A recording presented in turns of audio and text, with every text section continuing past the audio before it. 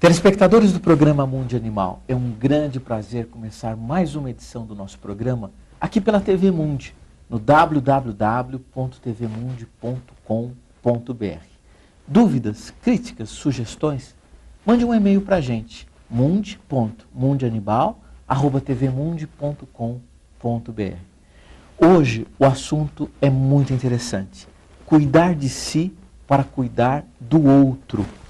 Ao meu lado, Gleice de Oliveira, publicitária formada pela Universidade de São Paulo, especialista em semiótica, mestre em envelhecimento, consultora, professora, coaching e palestrante na área de gestão em saúde.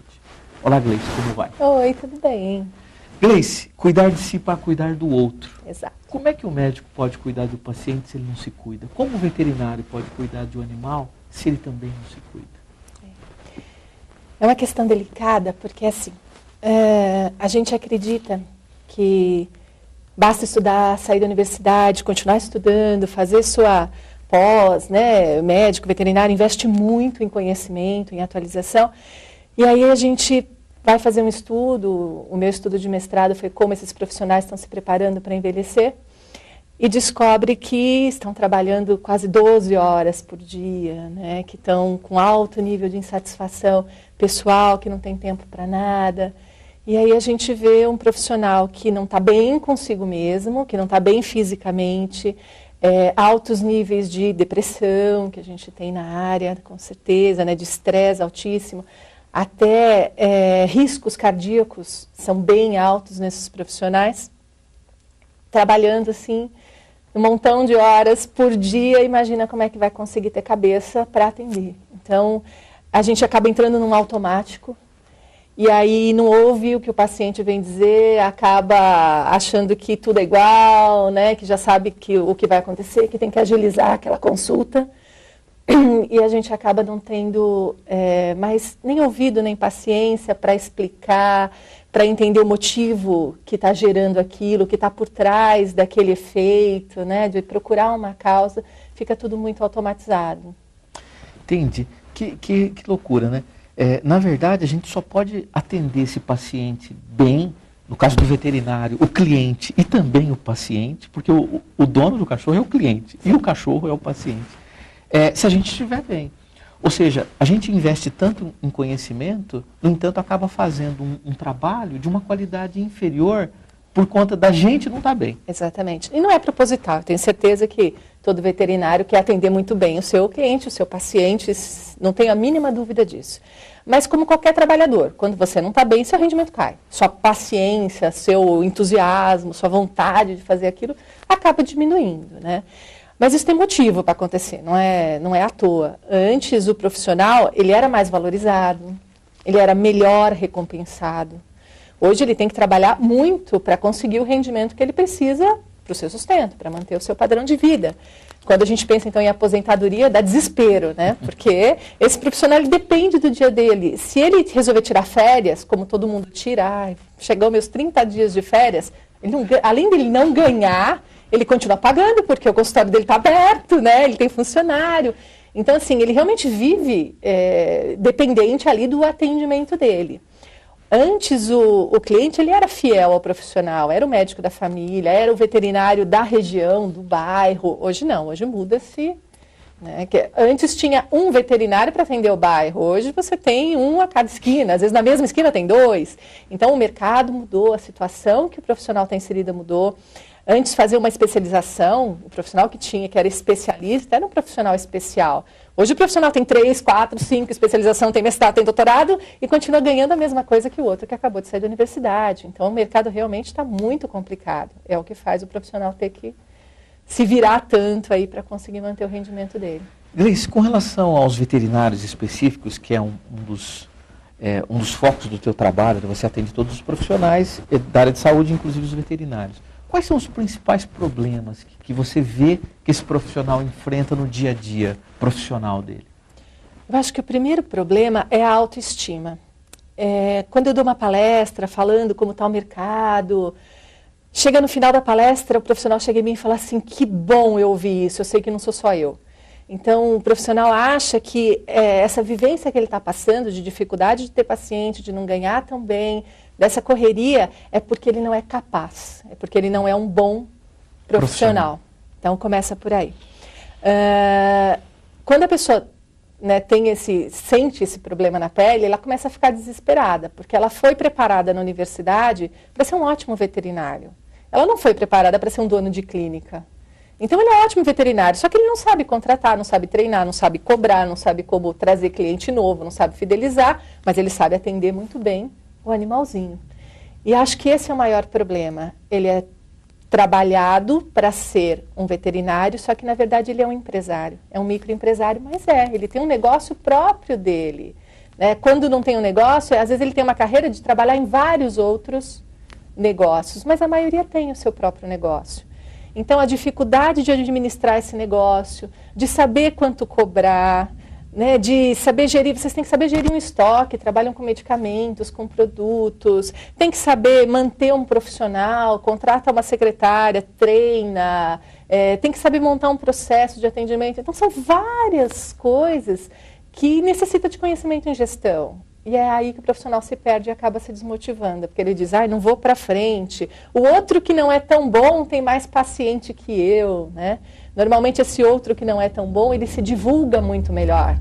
A gente até brinca, né? Quem é ruim faz barulho pra caramba, porque é o único jeito de atrair, porque não tem o boca a boca, né? Então ele faz barulho pra caramba. Agora quem é bom é tímido, fica quieto, fica escondido, ninguém encontra.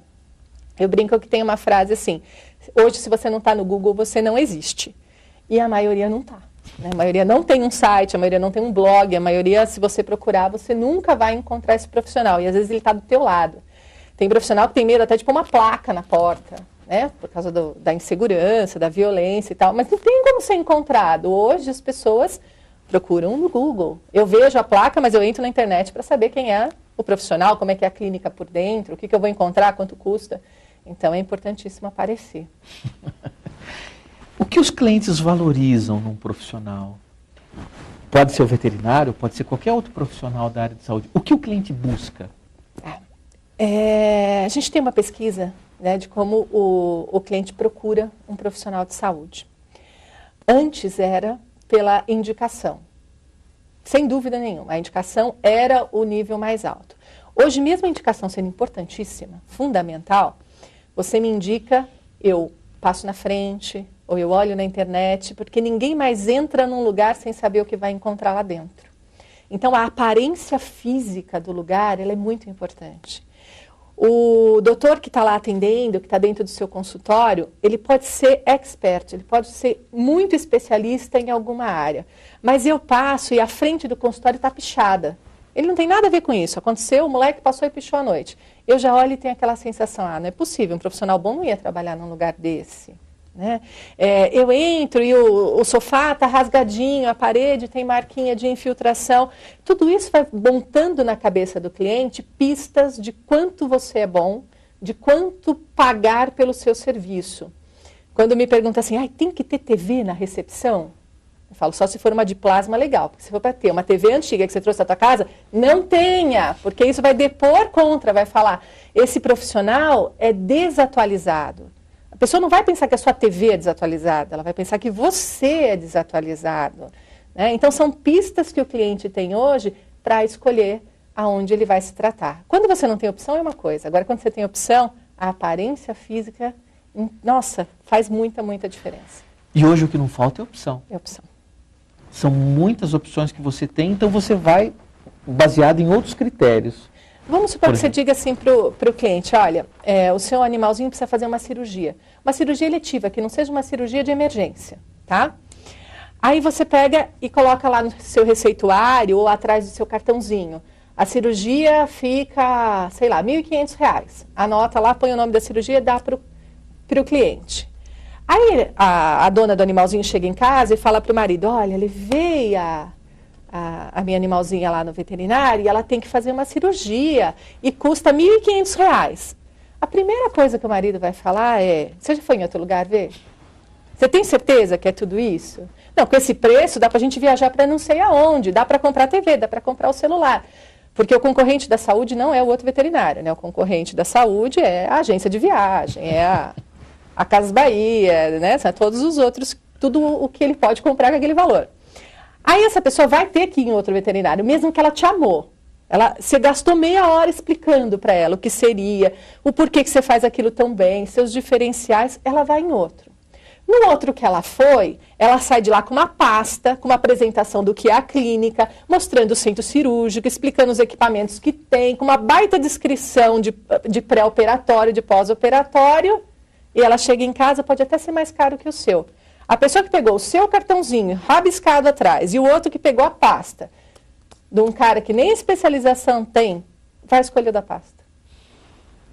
Porque na cabeça de quem está em casa, aquilo é muito melhor do que o profissional que escreve atrás do cartãozinho, que é um profissional desatualizado. E muitas vezes independente da formação desse profissional. A formação é o que menos importa nessa hora. Infelizmente. Porque entre a sua formação e um material que me diz a quantidade de equipamento, de tecnologia, de preparo, isso é mais alto hoje do que a formação. Na cabeça do cliente, sua formação é obrigatória.